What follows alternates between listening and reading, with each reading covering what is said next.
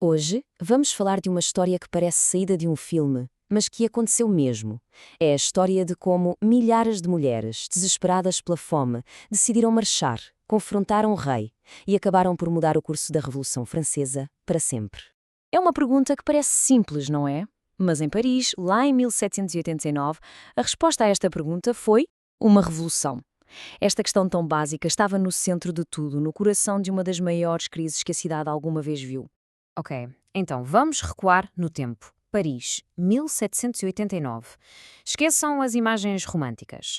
Para a maior parte das pessoas, a cidade não era um sítio de grandes debates políticos. Era um autêntico campo de batalha pela sobrevivência. O grande problema, o que tirava o sono a toda a gente, não eram as ideias, era pura e simplesmente a falta de comida na mesa. E, para se ter uma ideia do que isto significava, pensem nisto.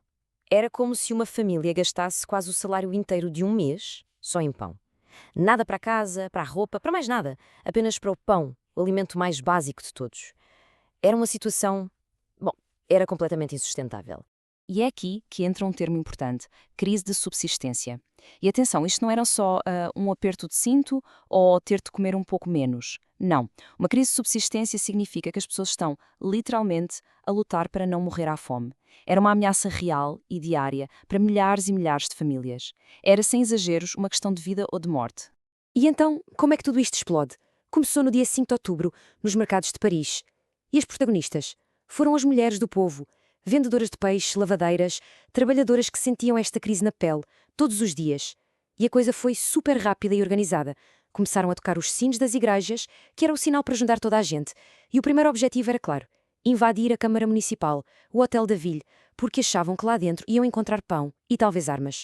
Só que rapidamente perceberam que as respostas que procuravam não estavam ali, na Câmara Municipal. Foi aí que a multidão tomou uma decisão absolutamente audaciosa. Se o problema não se resolvia em Paris, então iam levá-lo diretamente à fonte do poder, ao rei, lá no seu luxuoso e distante Palácio de Versalhes. E atenção, estamos a falar de uma distância de cerca de 20 quilómetros. Isto não foi um passeio da tarde, foi uma marcha longa, difícil, debaixo de chuva, a pé. Uma verdadeira jornada que ia pôr à prova a determinação destas mulheres até ao limite. Vamos ver como este dia se desenrolou. Tudo arranca de manhã nos mercados. Ao meio-dia já são milhares de mulheres a marchar em direção a Versalhes. E como se não bastasse, começa a chover, e a chover a sério. Quando finalmente chegam aos portões dourados do palácio ao final da tarde, estão completamente exaustas, encharcadas e cheias de lama. E é aqui que a tensão sobe ao máximo. A chegada a Versalhes é o início do confronto. Imaginem a cena. De um lado, uma multidão de gente desesperada, com fome, molhada. Do outro, o palácio, o símbolo máximo do luxo, da riqueza, do poder absoluto. O ar devia ser irrespirável. Este contraste era brutal. De um lado, as ruas de lama de Paris, a fome, o desespero de pessoas comuns. Do outro, os jardins luxuosos de Versalhes, o palácio opulento, os nobres e a sua corte. Eram literalmente dois mundos que não se tocavam e que estavam prestes a colidir de uma forma muito, muito violenta. E a multidão tinha um cântico muito famoso. Eles gritavam que vinham buscar o padeiro, a padeira e o pequeno aprendiz. Quem eram eles? Bem, o padeiro era o rei Luís XVI, a padeira, a rainha Maria Antonieta, e o pequeno aprendiz, o filho deles, o herdeiro do trono. Para aquelas mulheres, era simples. A família real era responsável por garantir que o pão, ou seja, a comida, chegava a toda a gente no reino. As coisas não acalmaram durante a noite. Pelo contrário, a situação escalou de uma forma dramática. Durante a madrugada, um portão do palácio é forçado e um grupo de manifestantes entra. Há confrontos violentíssimos. 2 guardas são mortos e a rainha Maria Antonieta tem mesmo de fugir a correr dos seus aposentos por uma passagem secreta para escapar. De repente, o palácio, aquele símbolo de poder intocável, estava dominado pelo caos e pela multidão. Depois daquela noite de caos e violência, a multidão não foi embora. Tinham uma última exigência. E esta era a mais importante de todas.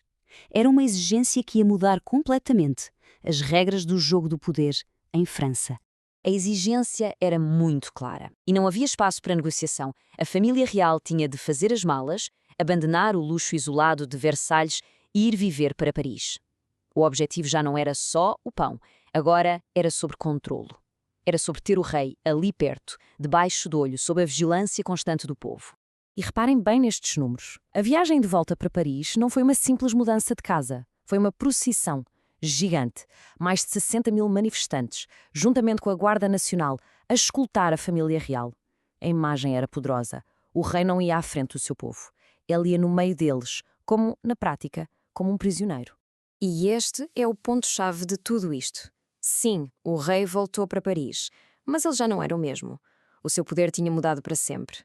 Ele deixou de ser aquele monarca absoluto, quase divino, que vivia longe de tudo e de todos, e passou a ser um rei que governava sim, mas sob o controle direto do seu povo. Ok, mas então o que é que este dia incrível mudou a longo prazo? Qual foi o legado desta marcha?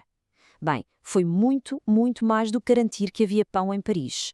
Foi um verdadeiro ponto de viragem na história de França.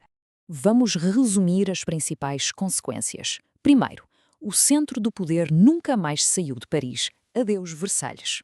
Segundo, aquela aura de poder divino e intocável do rei desapareceu, foi quebrada para sempre. Terceiro, e muito importante, as mulheres provaram que eram uma força política poderosa e organizada. E por fim, ficou mais do que provado que a pressão do povo, a ação direta, podia mesmo, de facto, mudar o curso da história. E tudo isto deixa-nos a pensar, o que é que leva pessoas comuns a fazer coisas tão extraordinárias?